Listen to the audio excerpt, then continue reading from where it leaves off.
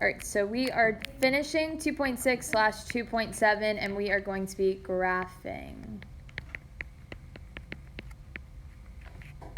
Yay.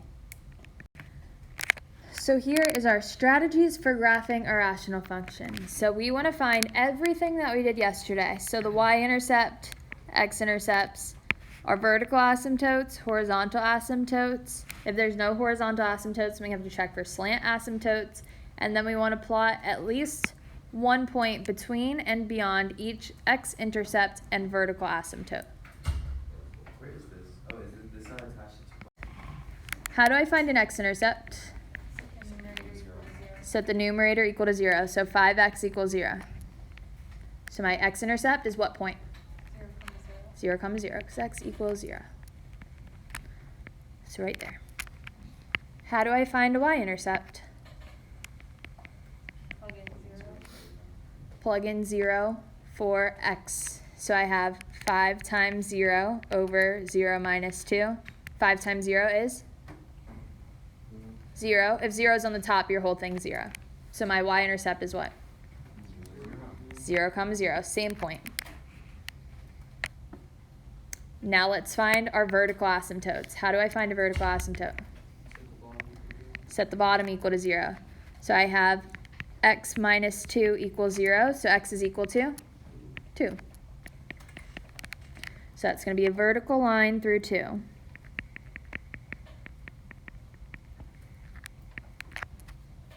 Now I want to find my horizontal asymptotes. How do I find horizontal asymptotes? The degree. So what's my degree of my numerator? And my degree of the denominator? So what do I do if my degrees are the same?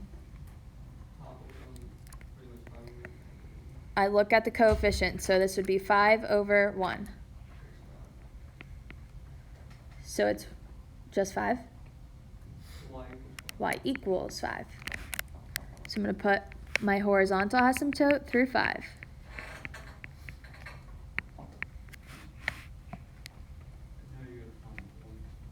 Now I need to find points. So I'm going to plug in 2 to the left of my vertical asymptote, 2 to the right. So what's a point I can plug in to the left of my vertical asymptote? I can plug in 1. That works. So I have 5 times 1 over 1 minus 2. So 5 over negative 1. So when I plug in 1, I get negative 5. Wait, so if you're plugging in stuff from the left, isn't the left all negative? Left of the vertical asymptote. Oh. So I'm plugging in 1. So I go to the right 1 and down 5. So there's 1 point. What's another point I could plug in on this left side of my vertical asymptote? I could plug in negative 1, negative 3. I'm going to plug in negative 3 and show you why it's better, but any point works. But sometimes, like, some will give you whole numbers, some won't. So negative 3 is a good one. So I have 5 times negative 3 over negative 3 minus 2. So this would be negative 15 over negative 5, which simplifies to what? 3. So I plugged in negative 3 and got positive 3. Again, you could have plugged in negative 1. You would have just gotten a fraction, which is totally okay. Just know where to plot your point. So we go to the left 3, up 3. Once we have my points there, I can draw my boomerang-shaped graph. So that'll go through there. So now we have to do the right side of our asymptote. So what's a point on the right side of our vertical asymptote? 4. I can plug in 3. So I have 5 times 3 over 3 minus 2. So this would be 15 over 1, which is 15. So I plugged in 3 and got 15. So I'm going to go the right to 3 and up 15, which is way up here. That's fine. What's another point I can plug in?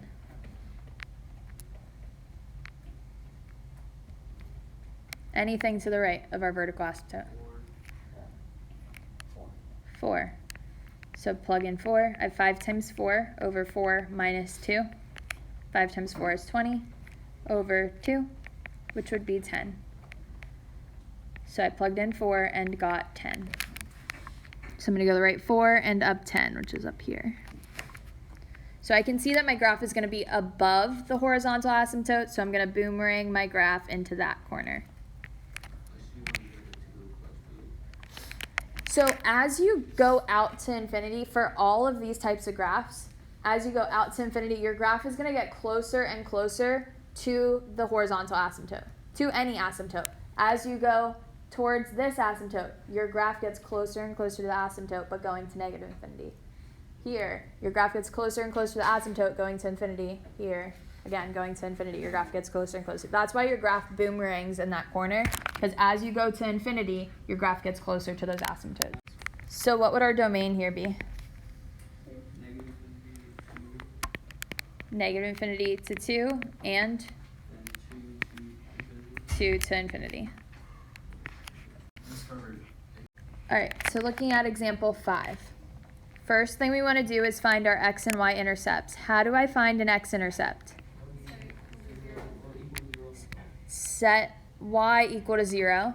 But if the whole thing's equal to 0, what part of this needs to be 0? Numerator, denominator, all of it? The top. Because if the top is 0, the whole thing's 0. So I have 2x squared equals 0. So what's x equal to? 0. So my x-intercept is 0, 0. So that would be the origin there. Now how do I find the y-intercept? Plug in what? I plug in 0 for x. So I have 2 times 0 squared over 0 squared minus 25. So 0 squared is 0 times 2 is 0 over negative 25, which is 0. So my y-intercept is 0, 0. Skip one. All right, so here, what's my vertical asymptote? Plus or minus 5. So I have 2 vertical asymptotes at positive 5 and negative 5. So that's x equals positive 5 and negative 5. So I'm going to put a dotted line through positive 5 and one through negative 5. Now I have to find the horizontal asymptote. So I'm looking at the degrees. So my highest degree on top is 2, and my highest degree on the bottom is 2. What do I look at if my degrees are the same? The coefficient. The leading coefficient. So I have 2 over 1. So 2 over 1 is 2. So y equals 2 is my horizontal asymptote. So I'm going to have a dotted line through 2.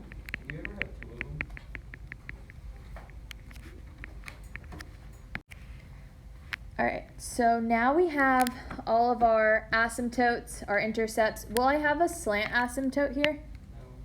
How do you know that I don't have a slant asymptote? Because I have a horizontal asymptote, I'm not going to have a slant one too. Because in order to have a slant asymptote, the degree in the numerator has to be 1 degree higher than the degree of the denominator. So if they're the same, you don't have a slant asymptote. So now that I have all my information, I want to start plugging in points. So I need to plug in 2 points in between every vertical asymptote, in between and outside. So I'm going to start all the way to the left.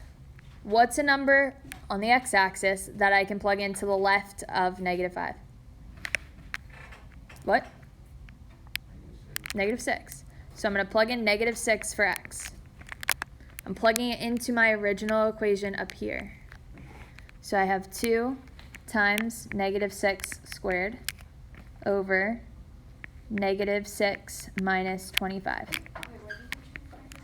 Because I have to plug in something to the left of my vertical asymptote here. I need 2 points in between and outside every vertical asymptote. So I'm going to need 2 over here, 2 in here, and 2 out there.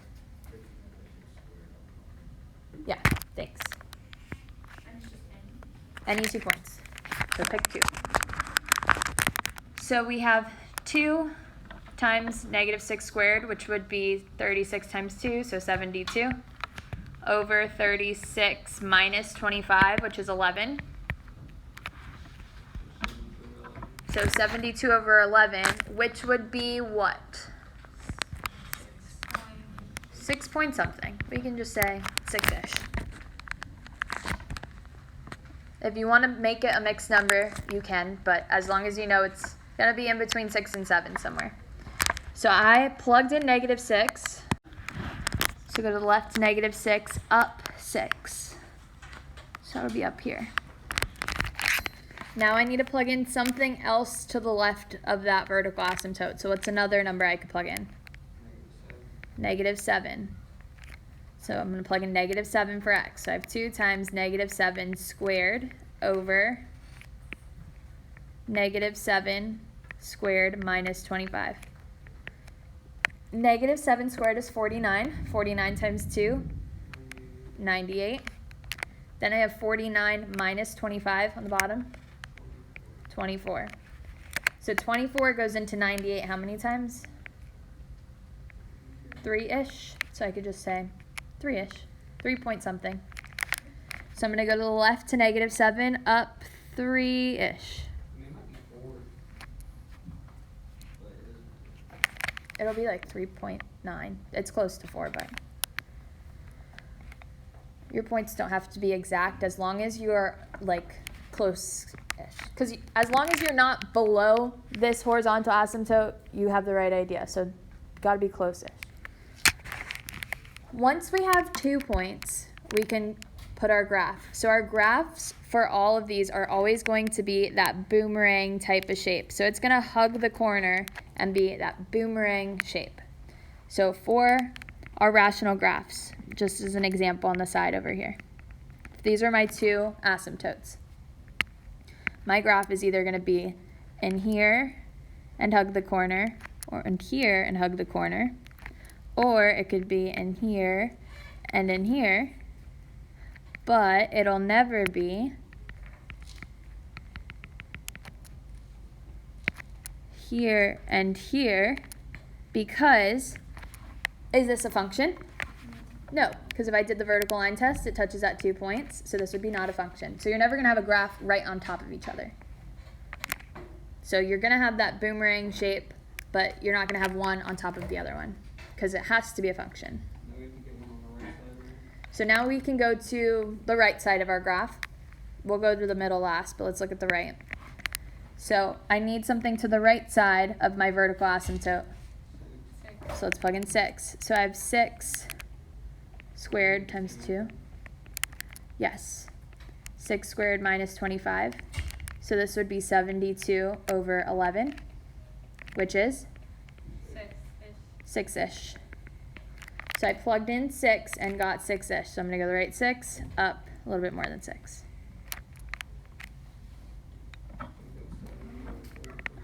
Next, as long as you're close within the number. So like if we did a mixed number, this would be 6 and 8/11ths. So it's going to be in between 6 and 7.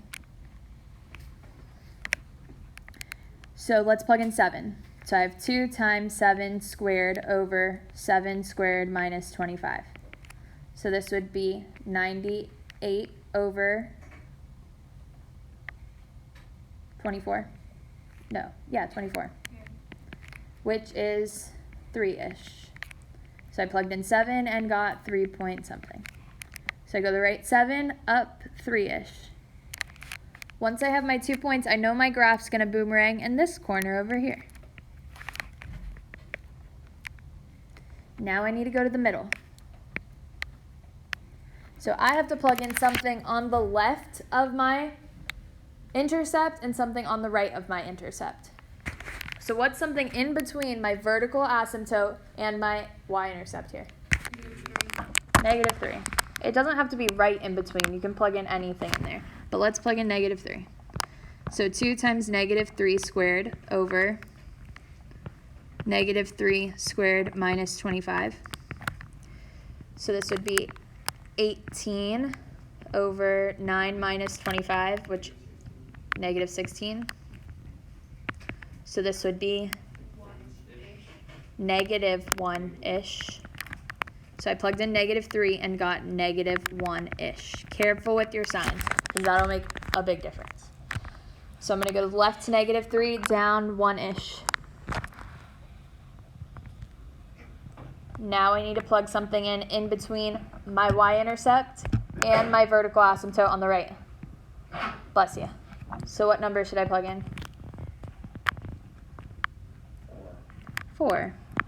So I have 2 times 4 squared over 4 squared minus 25.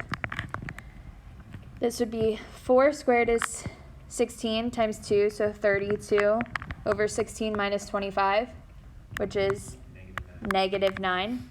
So I plugged in 4 and got -3-ish. Is it wrong to choose another negative?